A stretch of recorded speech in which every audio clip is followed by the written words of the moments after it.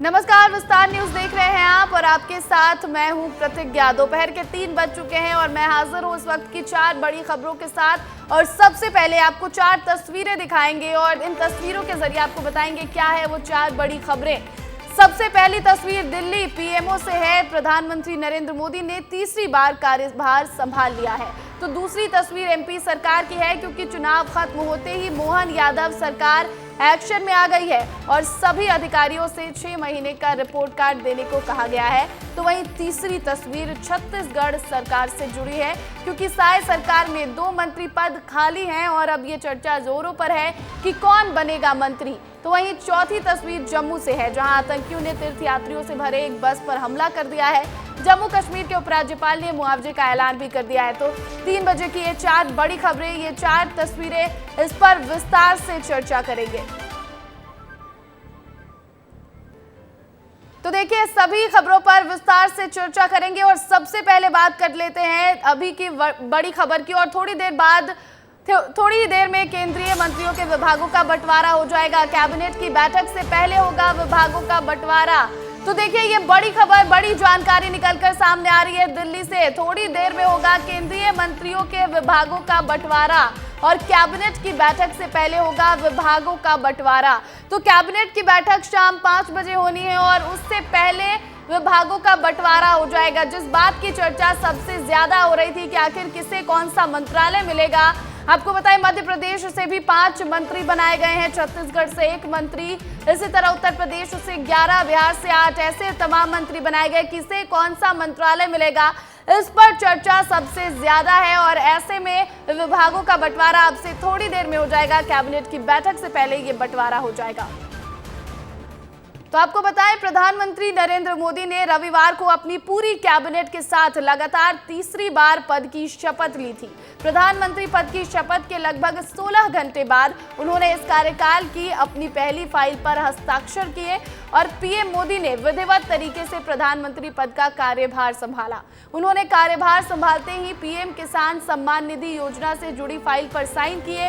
PM किसान निधि सम्मान योजना की 17वीं किस्त से जुड़ी फाइल को हरी झंडी दी गई। इसके तहत लगभग 20,000 करोड़ रुपए आवंटित किए जाएंगे, जिससे देश के 9 करोड़ 3 लाख किसानों को लाभ होगा। और इस दौरान प्रधानमंत्री मोदी ने कहा कि हमारी सरकार किसान कल्याण के प्रति पूरी तरह से समर्पित है, इसलिए ये वाजिब था कि पहली फाइल जिस पर साइन किया जाना है वो किसानों के कल्याण से जुड़ी हुई हो और हम आने वाले समय में किसानों के लिए और कृषि सेक्टर के लिए अधिक से अधिक काम करना चाहते हैं।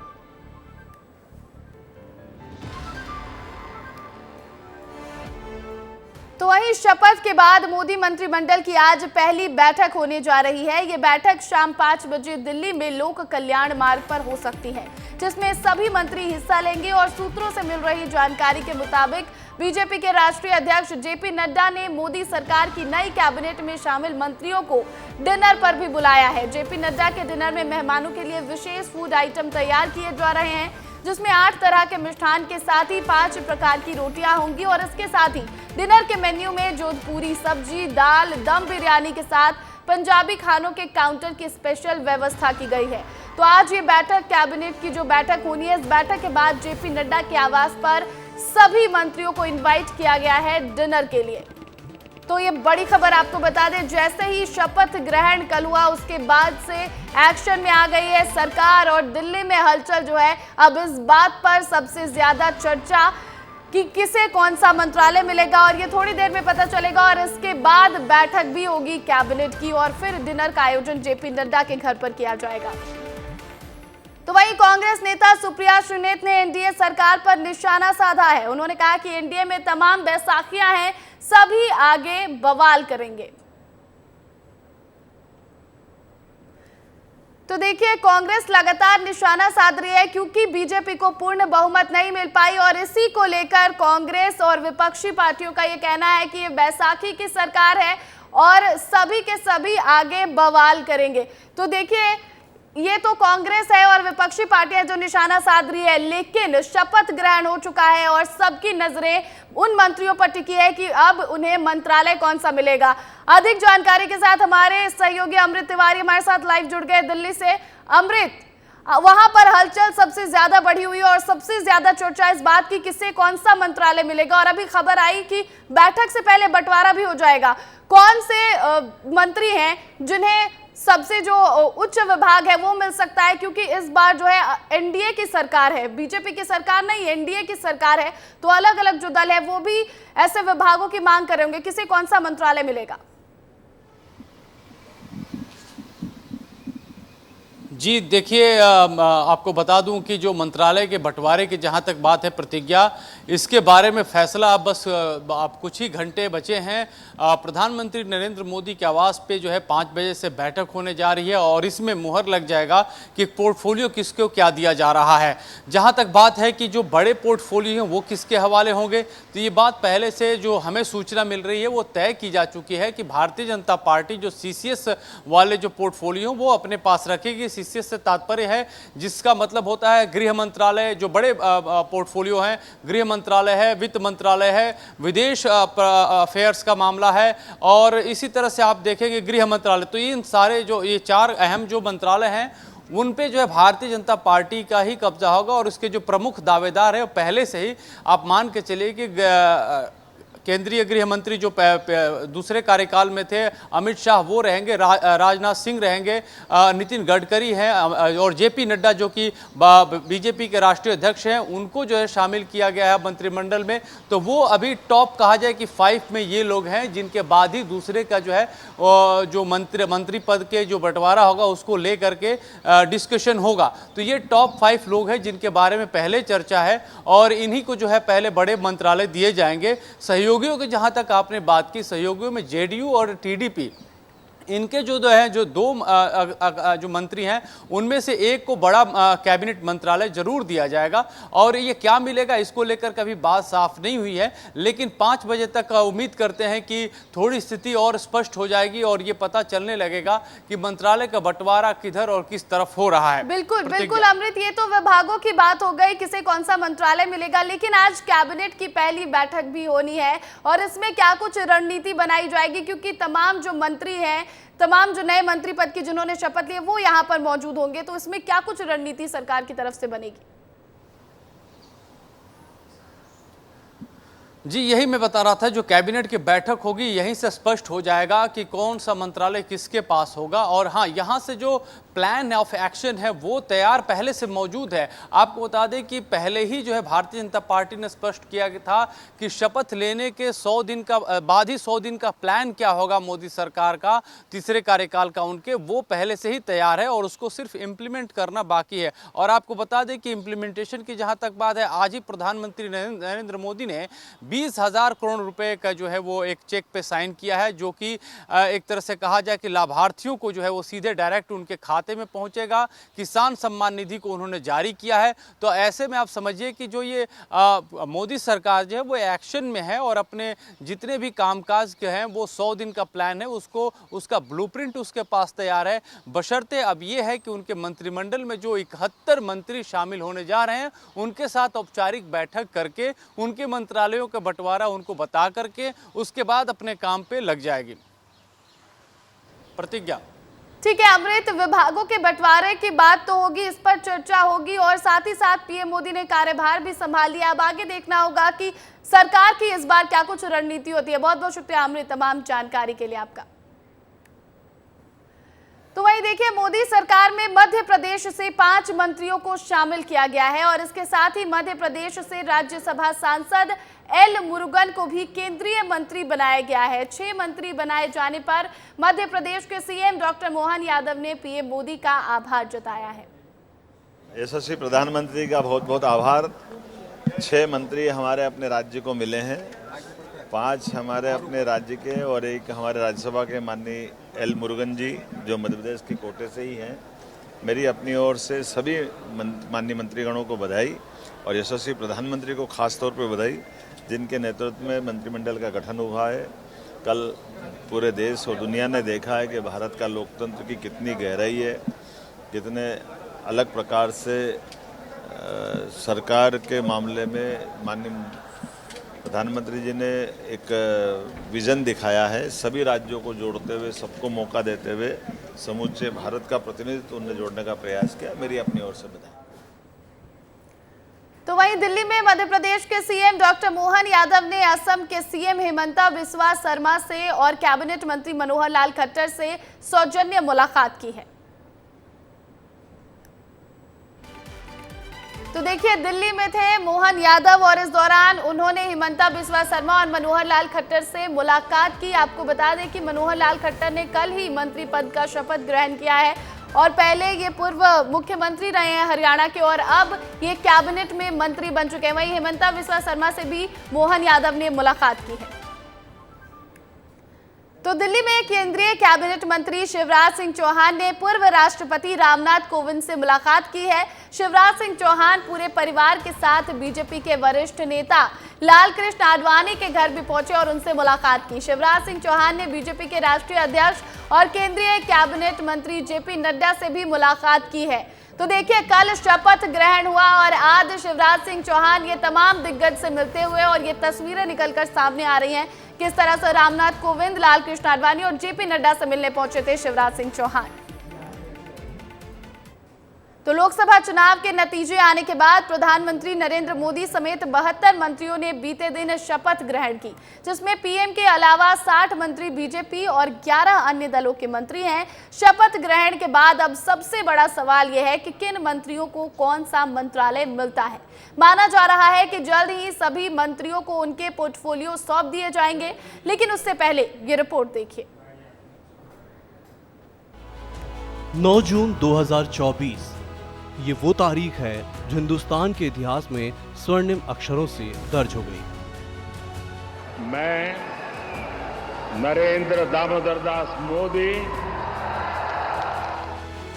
ये वो सौगंध है जो 135 करोड़ हिंदुस्तानियों के दिल में बसती है और गूंजती है। मैं नरेंद्र दामोदर दास मोदी नरेंद्र मोदी ने वो कर दिखाया जो कर पाना हर किसी के बस की बात नहीं है। ईश्वर की शपथ लेता हूं कि मैं विधि द्वारा स्थापित भारत के संविधान के प्रति सच्ची श्रद्धा और निष्ठा रखूंगा।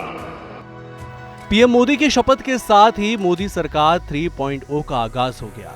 इस बार मोदी सरकार के शपथ ग्रहण में भी गठबंधन के अनोखे रंग देखने को मिले।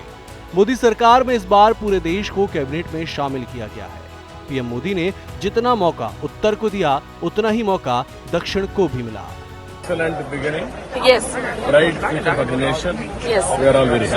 सरकार ने हमेशा पिछले 10 सालों में गरीब कल्याण से जुड़ी योजनाओं को प्राथमिकता देने का काम किया।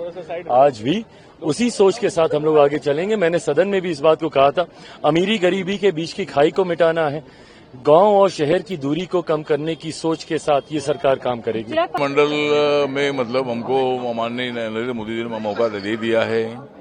रिपब्लिकन पार्टी ऑफ इंडिया को रिप्रेजेंटेशन मिला है। बाबा साहब अम्बेडकर जी को मानने वाला जो समाज है पूरे देश भर में, उनमें बहुत बड़ा उत्साह भी है। और मुझे तीसरी बार मतलब माननीय मोदी सरकार में मंत्री बनने का मौका मिला है, तो मुझे और हमारे कई लोगों को बहुत बड़ा आनंद है। मोदी की तीसरी पारी में इस बार 30 कैबिनेट मंत्री, 5 राज्य स्वतंत्र प्रभार, 36 राज्य मंत्री बनाए गए हैं। एनडीए सरकार में सभी सहयोगी दलों को पूरा सम्मान दिया गया है। एक सांसद वाली पार्टी के नेता जीतन राम मांझी को भी मोदी सरकार ने कैबिनेट मंत्री बना दिया है। तीसरी बार सरकार बनी है, बहुत कठिन काम करना है। नरेंद्र मोदी जी का दृढ़ निश्चय है, हम लोग पहला और दूसरा टर्म से ज्यादा काम करेंगे। भारत को तीसरी अर्थव्यवस्था बना करके रहेंगे हम लोग तीसरा टर्म। पीएम मोदी के दोनों कार्यकाल को देखें तो तीसरी बार मोदी सरकार ने सबसे ज्यादा मंत्री चुने हैं। मोदी सरकार में इस बार 72 मंत्री चुने गए हैं, तो वहीं 2019 में 58 मंत्री चुने गए थे, जबकि 2014 में यह आंकड़ा 46 मंत्रियों का था। माना जा रहा है कि इस बार सबसे ज्यादा मंत्री चुनने के पीछे पीएम मोदी का वो संकल्प है जो उन्हें अगले 10 साल में पूरा करना है, जिसके लिए उन्होंने चुनाव के पहले तैयारी शुरू कर दी थी। हिंदुस्तान के इतने महान लोकतंत्र की ताकत देखिए कि एनडीए आज देश में 22 राज्यों में लोगों ने उनको सरकार बना करके सेवा करने का मौका दिया। सरकार चलाने के लिए बहुमत आवश्यक है। लोकतंत्र का वही एक सिद्धांत है, लेकिन देश चलाने के लिए सर्वमत बहुत जरूरी होता है।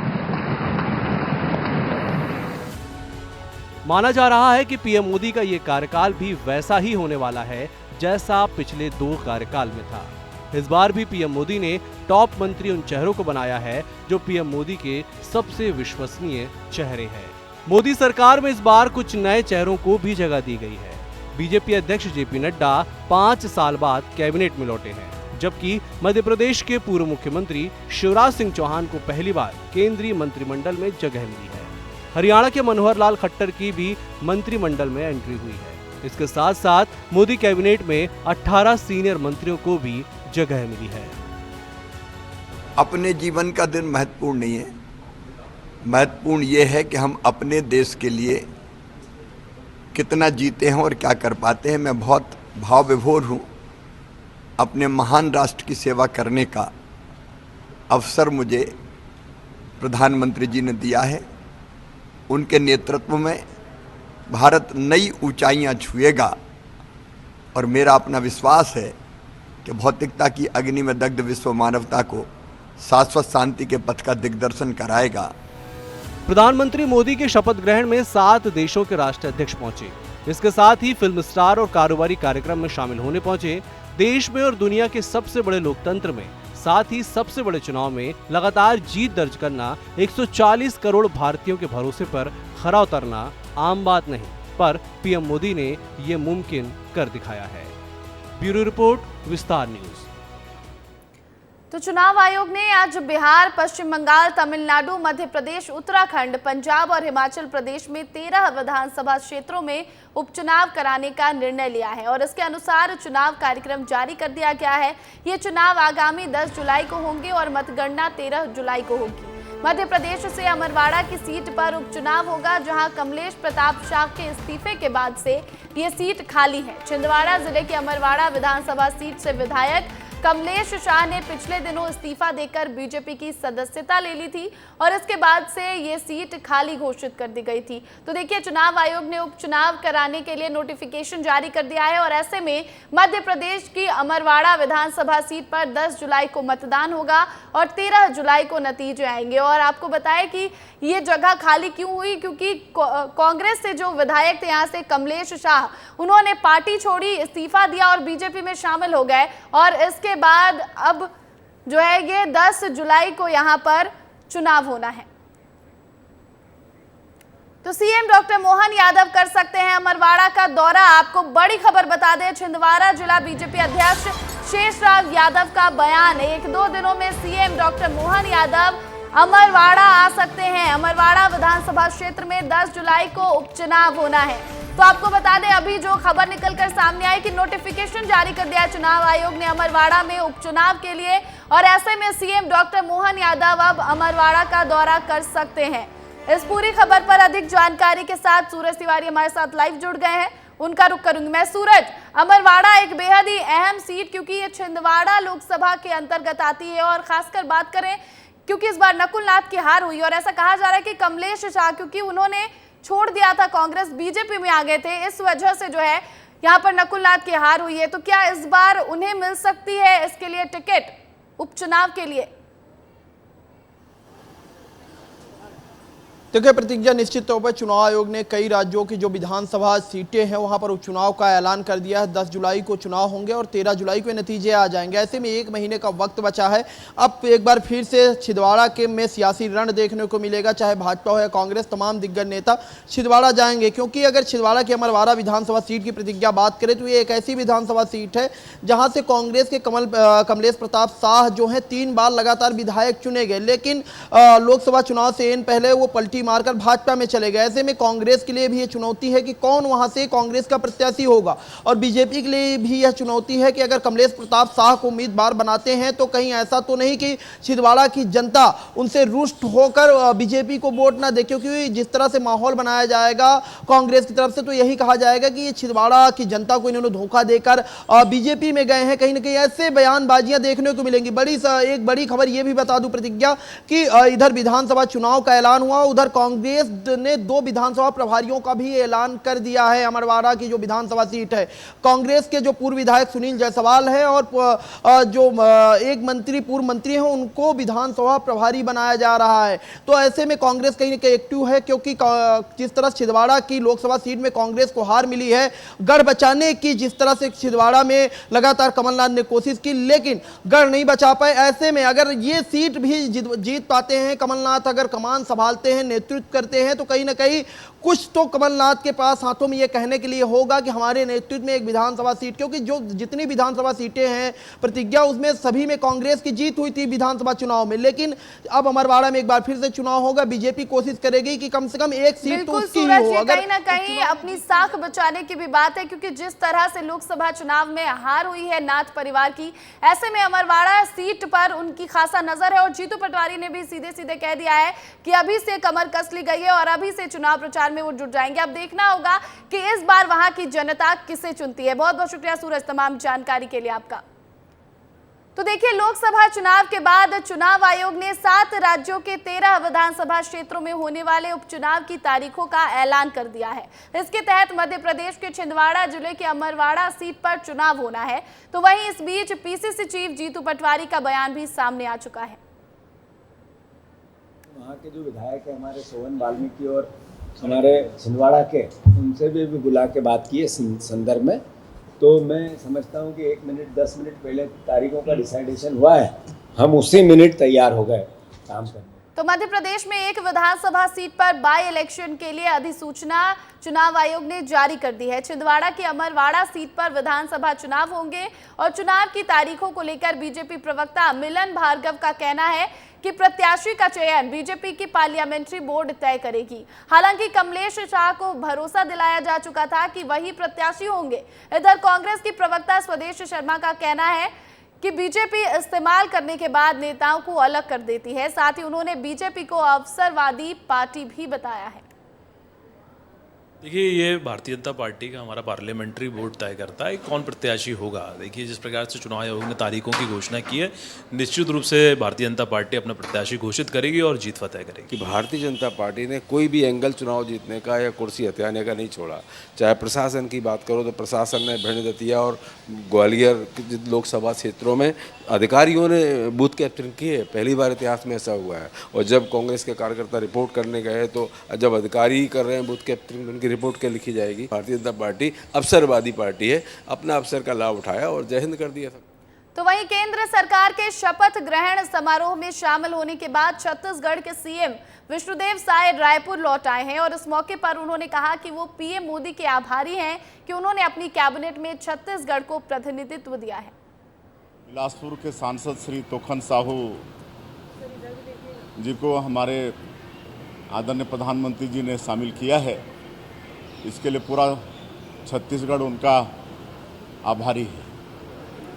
तो वहीं मध्य प्रदेश कांग्रेस प्रदेश अध्यक्ष जीतू पटवारी का बयान भी सामने आया, जिसमें उन्होंने कहा कि बढ़ते क्राइम को लेकर समिति गठित की है। विधानसभा में SC ST को लेकर मुद्दा उठाया जाएगा। वहीं हार के मंथन पर जीतू पटवारी ने कहा कि 29 सीटें हारने के बाद मंथन तो करना ही चाहिए। वहीं मोदी कैबिनेट में नए मंत्री MP के बने हैं, उनको जनता के अधिकारों की रक्षा करनी चाहिए। मध्य प्रदेश के मंत्रियों का मध्य प्रदेश के हितों की रक्षा और यहाँ के विकास में उनका सहयोग बने। ढेर सारी शुभकामनाएं उनको कि वो मध्य प्रदेश में जो अराजकता है, आर्थिक अराजकता है, करप्शन की अराजकता है, प्रशासनिक, उसमें केंद्र सरकार के सहयोग से जो महत्व मध्य प्रदेश को मिलना चाहिए वो दिलवाने में अपनी भरसक कोशिश करें, प्रयास करें और अल्टीमेटली यहाँ समृद्धि लाए। मध्य प्रदेश पहला राज्य है जो ST SC के सबसे ज़्यादा अपराध यहाँ होते हैं। सबसे ज़्यादा आंकड़े बोल बोल के चिल्ला कर बोलते हैं कि सबसे बेस्ट खराब सरकार हमारी ये है। ऐसे में मैं मानता हूं कि कांग्रेस पार्टी का दायित्व है कि हम ऐसी सारी घटनाओं पर नजर रखें और उनके खिलाफ सरकार को आगाह करें और जनता को भी समझाएं कि ये अराजक सरकार है, इससे सचेत रहो। तो हम अपना दायित्व निभा रहे हैं। और इसी के साथ फिलहाल इस बुलेटिन में इतना ही। मुझे दीजिए इजाजत, लेकिन जाते जाते देखिए क्या है आपके शहर में मौसम का हाल।